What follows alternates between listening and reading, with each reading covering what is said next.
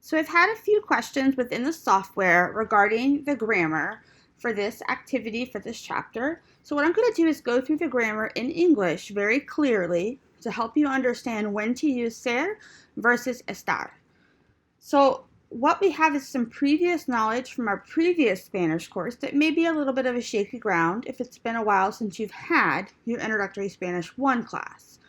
So what we would be pulling from that class is the verb estar is used to talk about how you feel and to say where people, places, and things are located. So that's traditionally at this point what we've used estar for. Estar is also used with adjectives to talk about certain emotional or physical conditions. We are tacking that on to our understanding of this verb.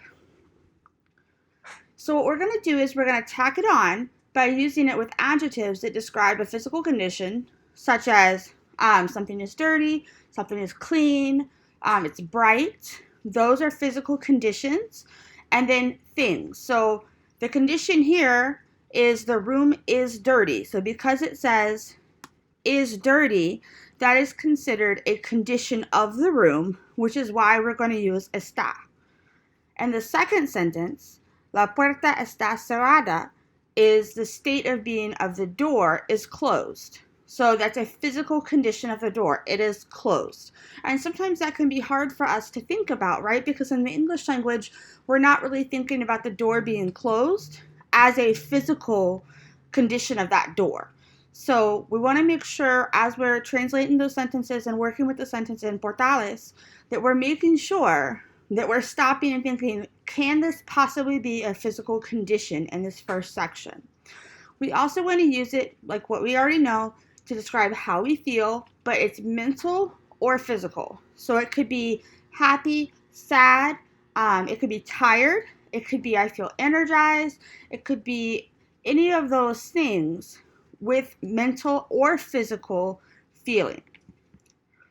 Two important expressions with estar are that you can use it to talk about a condition and emotion, such as estar de buen humor, to be in a good mood, or to be in a bad mood. So a mood is going to be considered an emotional state of being or an emotional condition. So we would want to use estar with those situations as well. So here are some good adjectives that you're going to notice throughout your activities in Portales that would be considered emotions or conditions. This would be a great time to pause the video and to copy down these keywords into a notebook with estar at the top of the page so that as you work through the activities in Portales, you know when you see these keywords, you're going to be using the verb estar. And again, we may not always be thinking about some of these as conditions or emotions or states of being. So it's a good idea to just kind of have them in front of you to refer back and forth. And the more you refer back and forth, the more you're going to retain and you're going to remember as you continue to practice exercises. So both Spanish and English use a present progressive tense, which consists of the present tense of the verb to be and then the present participle of another verb, which would be the ing ending in English. So these are used commonly, but in English, a lot of times we've learned it since we were so small. So what I'm asking you to do in this lección is to stop and step back and really recognize, when do I say the ing ending with a form of to be? So when do I say she is tiring? Because she's tiring me out, because she's asking a lot of questions, or she's very energetic, so she's tiring to me. So that present participle tense is going to be used in both. The present progressive tense is used in both languages. We've got to step back and figure out when do we use it. So to form the present progressive, we're going to use the present tense of estar, and that's going to be the form of the to be that's used, and we're going to check out when we use ser later. And then a present participle, which is going to be the ing. So I am fishing, estoy pescando, or we are eating. So I am being the form of the to be verb, or are being the plural form of the to be verb, would be adding it to that present participle ending. So the present participle of regular verbs that end in AR, ER, and IR are going to be as follows. So an AR verb, we're going to remove the AR and we're going to add the ending ando. So we would have hablando. For comer, it's an ER verb. It's regular. So I'm going to remove the ER. I'm going to add the appropriate ending, and I'm going to have comiendo. Then I have escribir, which is an IR verb. I'm going to drop the IR to find the stem, and I'm going to get my escribiendo. So when we're forming these tenses, you've got to go back to that knowledge of what is the stem, and we're going to get the stem for regular verbs by removing the AR, ER, or IR ending, and these are going to be your endings. Now remember, the present participle portion of the verb is not indicating the number of people happening. That's going to be done by estar. So when you're looking at I am tired, the verb estar is what's going to conjugate to I, not the participle. So when it ends in a vowel, the present participle ends in yendo. So if you look at leer, if I remove the ER, my stem is LE. Because the stem ends in a vowel, I'm going to use the YENDO ending. So I get leyendo. Same thing with this one. If I remove the IR, my stem has a vowel. So that's how you know when to use this ending versus the previous endings. And this occurs for various verbs that end in ER or IR. So you want to be careful. This is an exception to the rule, kind of like in English when we say I before E except after C. This is our exception to what's happening with these stems. So ir, poder, and venir have irregular present participles, which would be because they end in the vowel. Several other verbs have present participles that are irregular that you're going to need to learn. It might be helpful to stop this video and kind of keep a list of these and make it a watch list. These are the verbs to watch for those irregular endings. IR stem changing verbs have a stem change in the present participle. So these are, again, not our regular verbs. These are our irregular verbs that are having that stem change. When E goes to IE in the present tense, then in the present participle, the E goes to I. So preferir is going to go to preferiendo. So we're going to have that IR. So the E here changes to I. And then same thing with these other examples. The E is going to go to I. The O is going to go to U, not UE. So these are the irregular IR stem changes we need to be aware of. They should be on your watch list of things when you're working in the grammar section. If we want to compare and contrast what's happening here.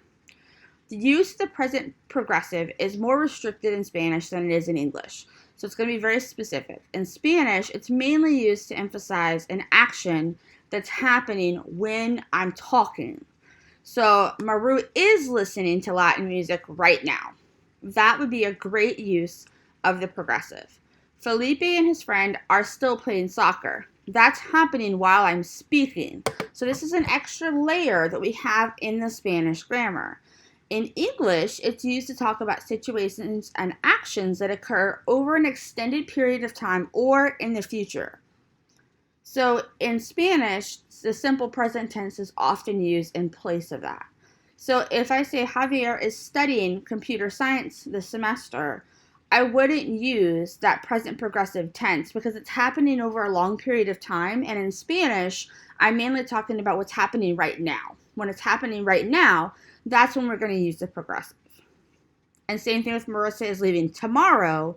That's going to be tomorrow. It's not happening currently. So I would typically use the present tense. So here's an example of a little ad we have here when we're using the progressive tense. And then at the bottom, you'll notice they didn't use progressive tense there because it's not currently in progress. So in this next portion, we've learned about ser and estar both, and they both mean to be, but they're used in different contexts. So this chart that I'm going to put up on the screen next is a great summary of the key usage differences. So when I use ser, these are my key differences. I can use it for nationality or place of origin, profession or occupation, and these are more permanent, right? Your nationality is pretty permanent. Your profession is pretty permanent. Characteristics of people or things. People, if I'm describing their personality is pretty much permanent. It's going to change some over the course of their life, but it's a more permanent thing. Generalizations, possession, what something is made of. If it's made of metal, it's always going to be made of metal. So again, it's a more permanent state of being. Time and date, and where or when an event takes place. So this is kind of the answer key to when I use ser.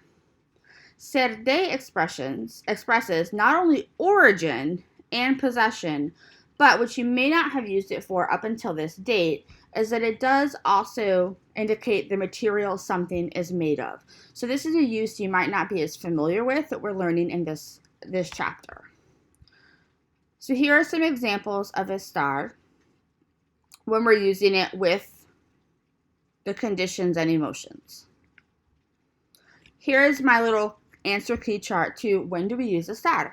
We use estar for location or spatial relationships. Now, location is often in flux, right? So I might be at home today, but I might be at work tomorrow. So it's a less permanent, that's kind of a way to think about this. For health, it's more of how are you feeling right now. For health is what we're talking about, or if I have a cold, I'm not going to have a cold forever. So it's going to be a little bit less of a permanent thing. Physical states and conditions, that goes back to the door is open, the door is closed, the window is open, the window is closed. An emotional state, like I'm happy, I'm sad. Weather expressions, certain ones for weather, or ongoing actions would be when we have those progressive tenses. So I hope those two charts are very helpful for you. I would definitely keep those in a notebook.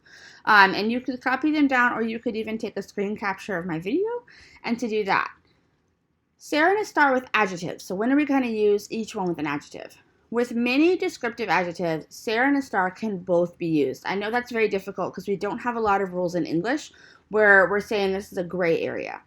But the meaning does change. So if I have Juan is thin, I can use es.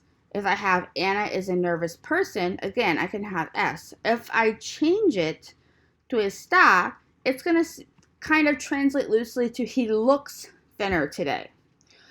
Same thing here. She is nervous because of the exam. So there's going to be a little bit of basic meaning. Like Juan looks thinner today. You don't have the word is or are directly in that translation.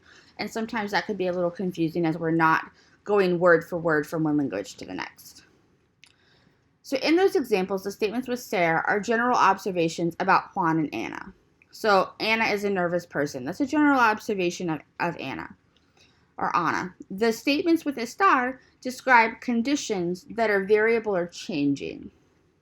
Here are some other adjectives that change in meaning when they're used with ser versus estar. So this is a comparison chart of when I think the boy is smart, es listo, versus está listo, the boy is ready. So these are little nuances within the languages that, again, we're not going to always be able to translate directly word for word. We're going to have to take the entire sentence into a context. So this is a great thing to reference as you're practicing with answering the questions in Portales and making sure that you're understanding what is truly happening within this. When referring to objects, ser seguro or segura means to be safe. So this is going to be a very specific instance that when we say es seguro, we're saying is safe.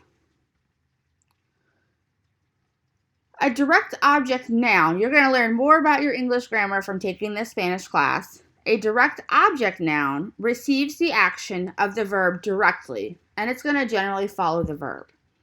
And the example above, the direct object noun answers the question, what are Juan Carlos and Jimena taking? Well, they're taking photos.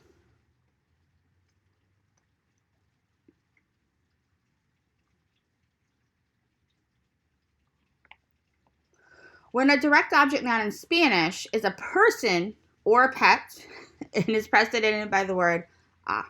This is called the personal a, and there is no English equivalent for this. So you may have noticed as you're working in Portales and you're like, why is this extra a or in there? What is it there for? Why do I have mira a Carlos? Is that look to Carlos? What is happening there?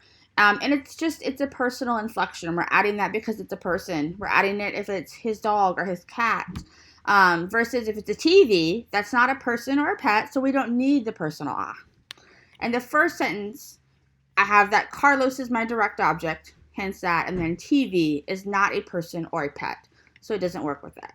Here are some other examples of some sentences within this grammar structure. So a direct object pronoun are going to be words that replace direct object nouns. Like English, Spanish is going to have a different direct object pronoun to avoid repeating something that's already mentioned. Have you ever wrote a paper where maybe you used the author's name and then you got the feedback from the teacher saying, let's try something different. Let's use a pronoun. Let's use the author instead of saying the author's actual name over and over again. We want to avoid that constant repetition. So if I've already mentioned a noun, I can change that to a direct object pronoun, las, lo, or la, depending on if it's masculine or feminine, singular, or plural. It just helps us not have that constant repetition in our sentence structure. So here are the direct object pronouns. If it is singular, me, we have me, te, lo, la. So these help walk you through the singular ones. Plural would be nos, os, los, or las. These are the ones you will use. Great time to pause the video and copy this down so you have it directly in front of you. And the more you practice in Portales, the more this will become very clear to you. In an affirmative sentence, direct object pronouns generally come before the conjugated verb. This can feel a little bit weird in Spanish because we're not used to doing this in English. In negative sentence, the pronoun is placed between the word no and the verb. Again, this can feel a little bit strange to us. Ella lo practica. So if I want to avoid saying el tienes, I can put that lo in there. I can have Carmen compra los pasajes, or I can put los compra. So it feels a little strange to put it there. I feel like the first couple times I was doing this as a student when I was learning this, it felt odd to me, but this is the correct placement of where it goes. When I have a verb that is going to be in its infinitive form, so I've not conjugated it, its IR, ER, or AR ending is remaining there. The direct object pronoun can be placed before the conjugated form, or it can be attached to the infinitive. So if I have escribir, I can actually put escribir las at the end. That is not a conjugation of the verb. That is adding that direct pronoun object to the end of it. So ver la would be adding that pronoun for una película to the end of ver. Now, this can be hard to catch because sometimes we're reading our sentences so quickly and we're trying to figure out, well, wait a minute, what is verla? And we try and look that up in the dictionary and it's not going to be there because it's the infinitive of the verb attached to the direct object pronoun. So this is going to take some practice, but look for the infinitive form of a verb. Is it possibly an infinitive? So ver is an infinitive form. That's going to take some practice and maybe some familiarity as you go through the lessons.